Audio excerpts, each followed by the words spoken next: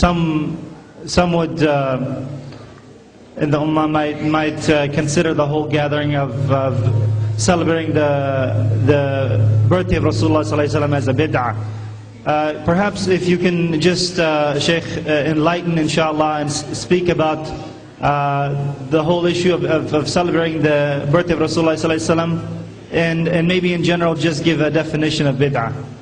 Jazakumullah khair. Assalamu alaikum wa rahmatullah. When Nabi al-A'zam sallallahu alayhi wa sallam was, the problem with these people is, or some of these understandings is that they say you cannot assign a specific day. But there's two things here, fiqhi speaking, maqsad and wasila.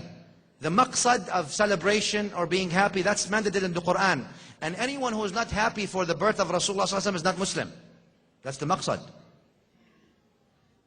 Bismillah ar-Rahman ar-Rahim. قُلْ بِفَضْلِ اللَّهِ وَبِرَحْمَتِهِ فَبِذَلِكَ فَلْيَفْرَحُوا. Before that, they should be happy. They should celebrate that. Show the expression of being joyous. So the maqsad of loving Rasulullah sallallahu alayhi wasallam and showing that joy and expression, that's a maqsad of Sharia. And anyone who does not believe that is not Muslim by definition.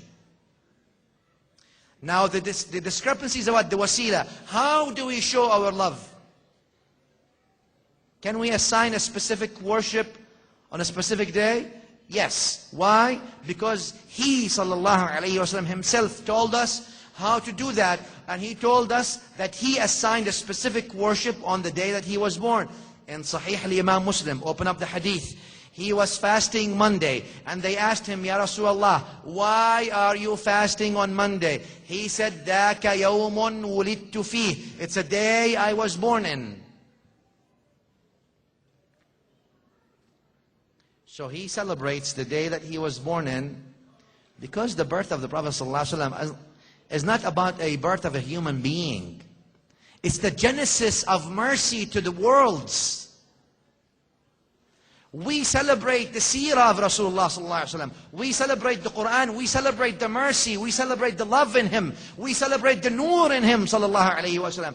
It's not about the act of delivery and birth. If anybody thinks that way. Al-Quran mentions about the birth of Yahya wa Isa alayhi salam. وَالسَّلَامُ عَلَيَّ يَوْمَ وُلِدْتُ. Al-Quran says that day, Isa alayhi salam, or Yahya says, Salamu alayhi, وَالسَّلَامُ عَلَيْهِ يَوْمَ وُلِدْ. Another ayah. Peace on him the day he was born. Al-Quran mentions the day that Isa alayhi salam and Yahya were born, that day, and Al-Quran mentions the peace of Allah is on them the day they were born. In other words, if the day that Isa alayhi salam and Yahya alayhi salam, both of them are prophets, are worthless and insignificant, then why would they be in the book of Allah being read till the day of judgment? So there's significance to them. If that is the birth of Yahya and Isa, then what about the birth of the master of Yahya and Isa, alayhim jami'uhum afdalus salah wa azka salam? So, I'm not saying that people ought to celebrate and be happy specifically in this way, or in any other specific way. But show and express your love to Rasulullah sallallahu alaihi wasallam and the day of his birth. By doing it fast. You want to fast? Fast. Akhi, go ahead. Fast. You want to do zakah on that day. You want to gather people and talk to them about the Prophet ﷺ and their seerah, that's a beautiful thing.